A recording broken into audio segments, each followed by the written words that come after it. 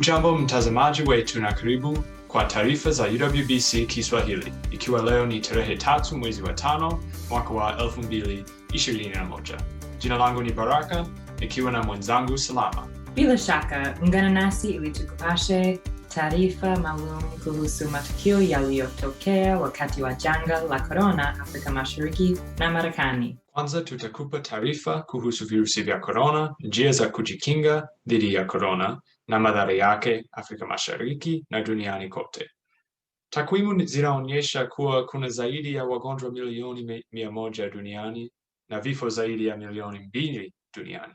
Viongozi wa nchi zote duniani walichukua hatua ili kuzuia kuenea kwa virusi, lakini bado visa viliendelea kuripotiwa. Kwa nini hii ilifanyika?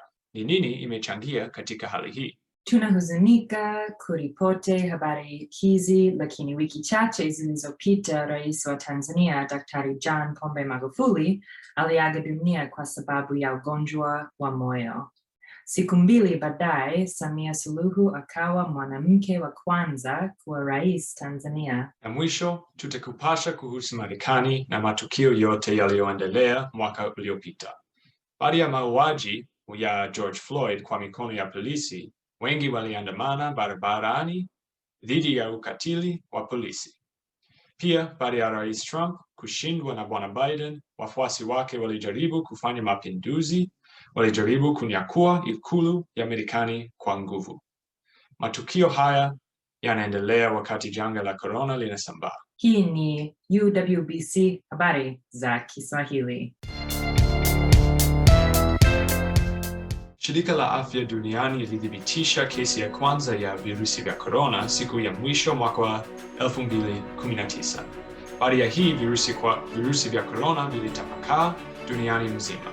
Kesi ya kwanza katika Afrika Mashariki ilikuwa nchi Kenya tarehe 13 mwezi wa 3 mwaka wa 2020. Nchi zingine za Afrika Mashariki ziliripoti visa vya korona siku chache baadaye. Ripota wetu Bwana Baraka ametembelea hospitali ya Jomo Kenyatta ili kutupa taswira kamili ya hali ilivyo. Sikilizeni. Asante sana wenzangu, mimi niko nje ya hospitali na tumeona matatizo machache ambayo yanaonekana sasa. Hali ni mbaya sana hapa. Mimi ni mwendeshaji wa gari ya utalii na sitapata kazi kwa miezi 5 sasa. Nililazimika kubadilisha biashara yangu ili kulipa ada za shule kwa watoto wangu. Hali ni ngumu sana, lakini twajua kwamba kila mwanzo ni mzito, kwa hivyo tutavumilia. Wanunuzi wamepungua sokoni. Hii imeathiri mapato yangu. Bila wateja sitapata pesa. Nahitaji kulipa kodi, kununua chakula na kadhalika. Majirani yangu pia hawapati wateja wengi. Virusi hii ina hatari mkubwa. Nilijua kuhusu virusi vya korona kupitia vyombo vya habari. Hali katika kijiji changu ni tofauti, hakuna kisa hata kimoja. Nimeshangaa kufika na watu wanavalia barakoa kila sehemu. Naamini mmeshasikia mwenyewe jinsi wananchi hawa wanapata matatizo kutokana na virusi hii. Nimemhoji daktari mmoja anayepeana huduma za dharura kwa waathiriwa wa COVID-19. Anatueleza kuhusu dalili za COVID-19 na jinsi ya kujilinda. Ukipata virusi vya korona, unaweza kuwa na kichefuchefu, homa, maumivu ya mwili, kizunguzungu na uchovu. Hizi ni dalili za jumla, lakini maana kila mtu anaweza kuwa na dalili kisa tofauti kulingana na hali ya mwili wake. Na tuko na matibabu kwa sasa? Hapana. Hakuna tiba moja linalotibu COVID-19 kabisa. Bado tunaendelea kutafuta tiba na wanasayansi kote ulimwenguni wanakesha usiku kucha wakitafuta tiba hii. Swali moja zaidi tu, daktari. Najua tumeipata aina 3 za chanjo. Unaweza kueleza zaidi kuhusu chanjo hizi? Ndiyo bwana, tuna aina 3 ya chanjo. Chanjo za Pfizer na Moderna zinatumia sindano 2 kwa kuwalinda watu. Chanjo ya Johnson & Johnson inatumia sindano 1 tu. Zote tatu zitakulinda vizuri sana ingawa zinatumia teknolojia tofauti. Watu wa kwanza kupata chanjo watakuwa madaktari na wazee wakongwe, wakifuatiliwa na watu wenye magonjwa mengine sugu na kisha jamii nzima. Asante sana Daktari, kila la heri. Mimi ni Bwana Baraka, UWBC Kiswahili.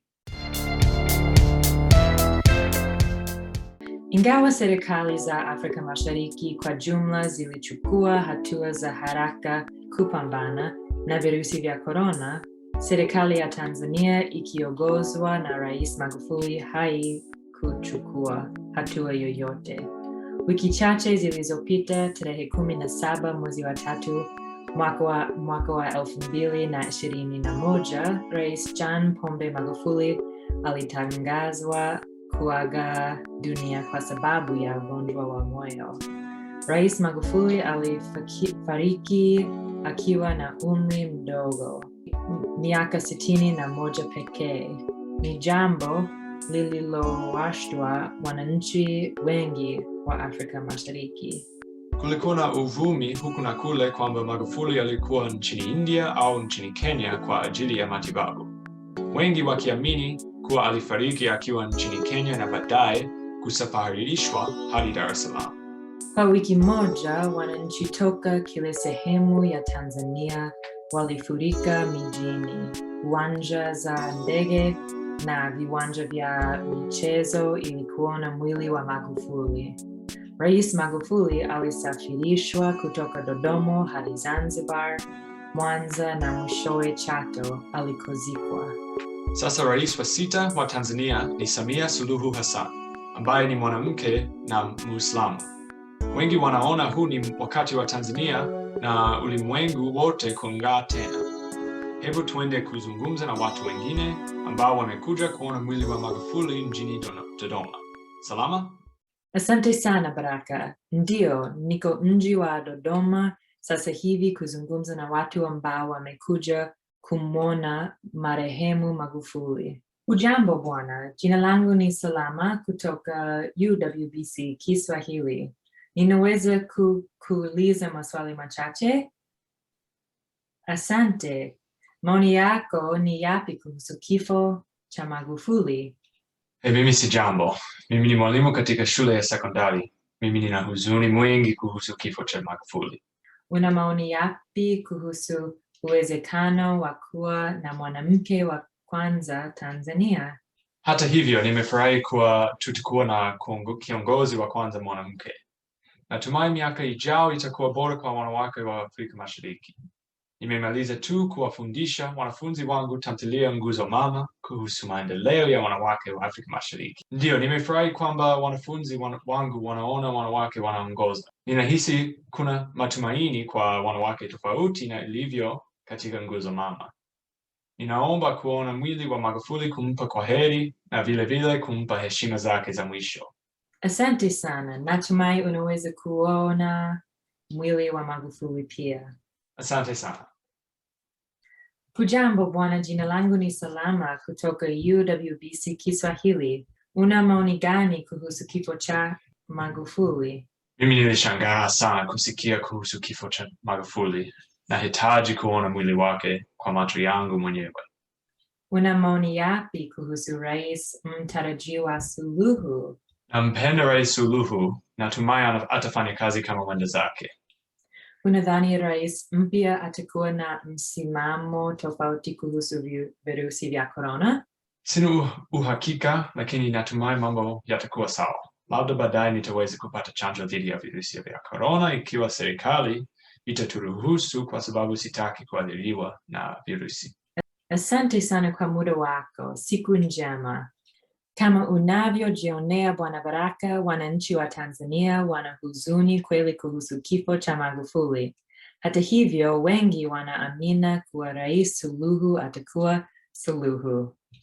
Kabla tuendelee na kipindi chetu, sikilizeni matangazo haya kutoka wadhamini wetu. Watu 6 wanashindana ili kupeperusha bendera ya chama cha Democrat mshindi ni moja. Tuzo yake kushindana na Donald Trump kwa urais wa Marekani. Kutakura hasira, kicheko, maneno dhalimu na makosa. Msimu huu wa siasa ya Marekani tutatazama uchaguzi na madhara yake. Donald Trump anashinda au anashindwa? Tazama onyesho la mwisho Jumamosi hii saa 1 usiku kujifunza. Unahitaji kuinua kitu chochote, labda nguzo. Tumia kamba hii ya matumizi mengi. Unahitaji kuvuta meli ili kuzuia uchumi wa dunia kuharibika? Tumia kamba hii. Unataka kuinua kitu mvunguni mwa kitanda bila kuinama? Tumia kamba hii. Kamba hii inaweza kuwa yako kwa bei rahisi ya shilingi 500. Nunua sasa.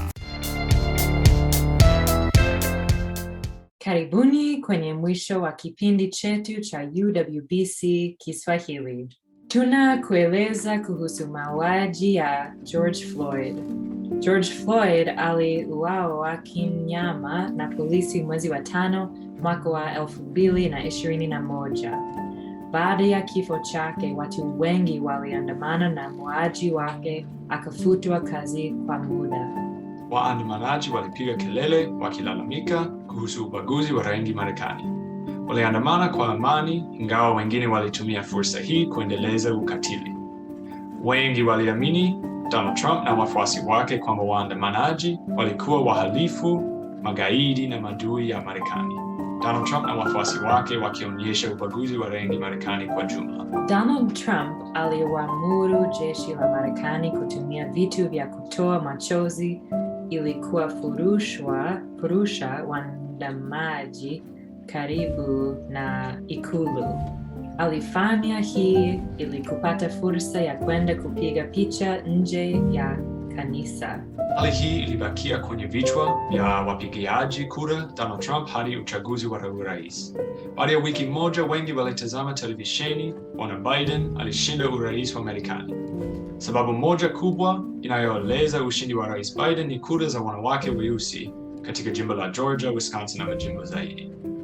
90% ya wanawake weusi waliunga mikono uchaguzi wa Rais Biden. Donald Trump alidai kwamba kura nyingi sio halali na kwamba kura zilibwa na hivyo nyima urais.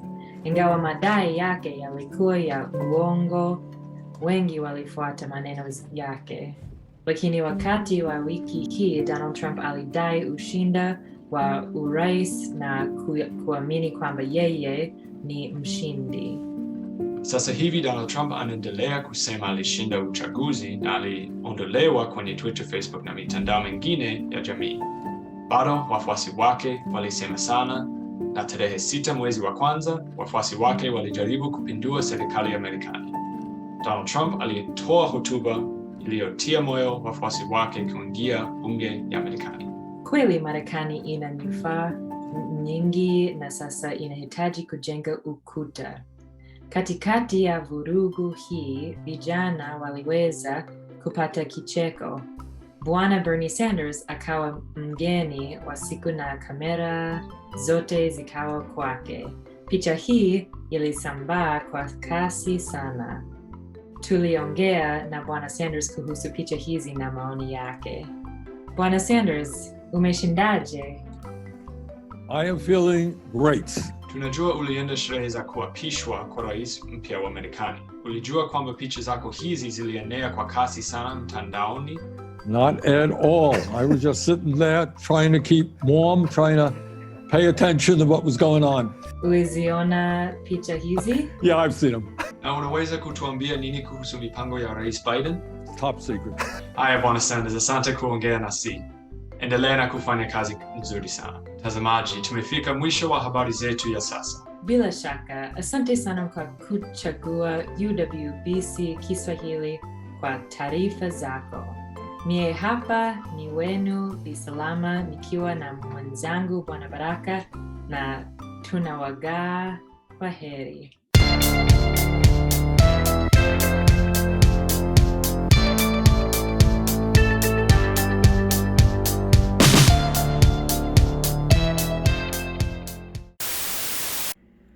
Tunataka tuwashukuru walimu wetu, Mwita na Kipsang kwa kutufundisha Kiswahili. Asante sana tunawashukuru kwa uvumilivu wenu na kukarimu wenu kwa kipindi chote. Bila nyinyi tusingeweza kufika hapa. Ni matumaini yetu kwa mmefurahia kutufundisha. Tunatumai tutaendelea kujifunza pamoja kwa kipindi kijacho. Asante sana tena. Mungu awabariki. Kwaherini.